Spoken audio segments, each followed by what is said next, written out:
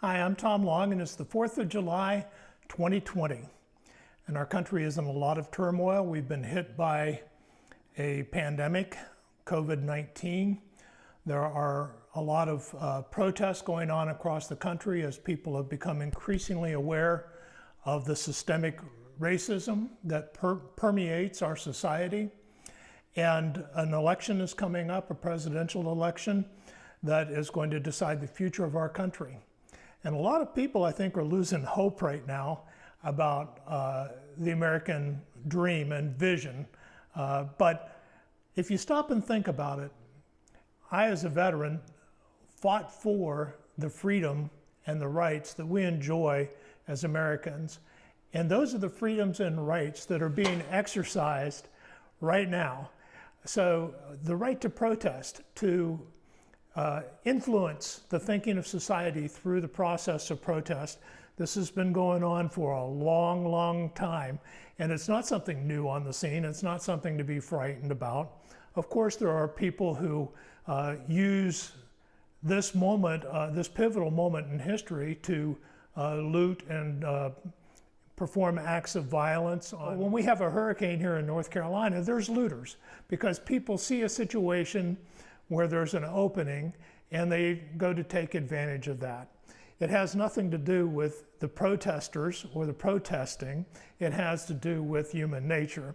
And it doesn't matter who's doing the protesting, there's going to be that element that comes in to take advantage of that cover to do bad things.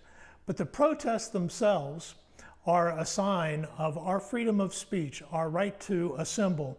And this is part of what we are as Americans. And I know that there's a lot of panic and concern about what's going to happen in the 2020 election.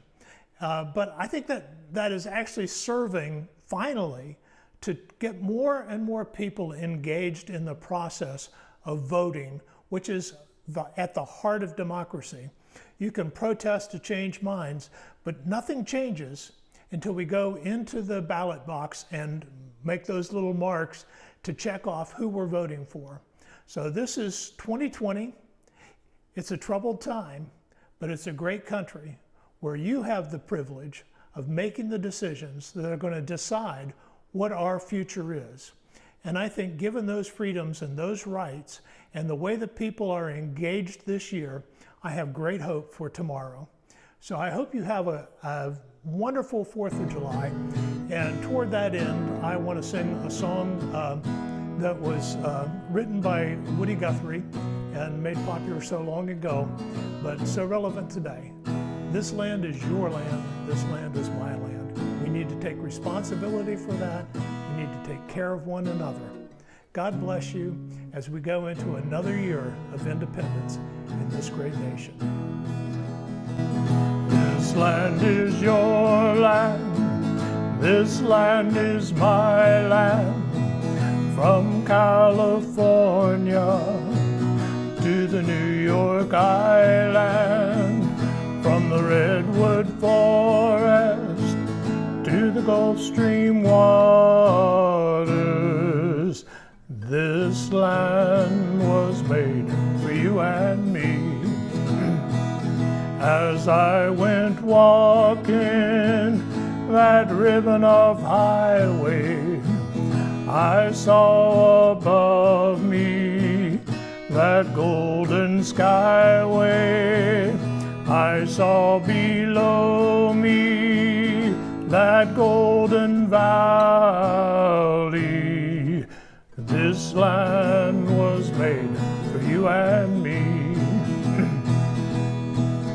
I roamed and rambled, I followed my footsteps to the sparkling sands of her diamond deserts, and all around me our voice was sounding. This land was made for you and me. This land is your land, this land is my land. From California land. From the redwood forest to the Gulf Stream waters, this land was made for you and me. When the sun came shining and I was strolling, and the wheat fields waving and the dark dust clouds rolling, a voice was chanting as the fog was lifting. This land was made for you and me. This land is your land. This land is my land.